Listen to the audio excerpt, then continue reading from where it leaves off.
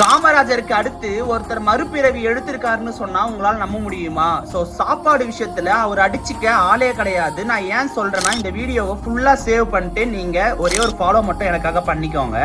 அதாவது கொரோனா காலகட்டத்துல ஒரு என்ஜிஓ ஸ்டார்ட் பண்ணி இந்த நாள் வரைக்கும் பெரும்பாக்கம் ஹவுசிங் போர்ட்ல இருக்க நிறைய பேருக்கு சாப்பாடு மதிய உணவு போட்டுட்டு வராரு. அதையும் தாண்டி இந்த 10 வருஷமா ஒரு நாள் கூட தவறாம டெய்லியும் சாப்பாடு போட்டு வராரு. 2018 கொரோனா டைம்ல எந்த ஒரு தலைவரும் வெளியே வராத அந்த ஒரு நேரத்துல நம்ம கலைமகன் சார் வெளியே வந்து எல்லா மக்களுக்குமே நிறைய பொருட்கள் கொடுத்து அந்த டைம்ல நிறைய யூஸ்ஃபுல்லா இருந்தாரு. ஆனா அது மட்டும் பெரிய விஷயம் கிடையாது. அன்னைக்கு ஸ்டார்ட் பண்ண மத்தியான உணவு இந்த நாள் வரைக்கும் பெரும்பாக்கம் ஹவுசிங் போர்ட்ல டெய்லியும் போட்டுட்டு வராரு. அதையும் தாண்டி 10 வருஷமா தொடர்ந்து சாப்பாடு போட்டு வர ஒரு நல்ல மனுஷனும் கூட. கண்டிப்பா இவரை எந்த ஒரு இடத்துலயுமே நீங்க பாத்துருக்க மாட்டீங்க. கீழே போடுறேன், ஃபுல்லா பாருங்க. ரொம்ப நல்ல மனசு இருக்கு.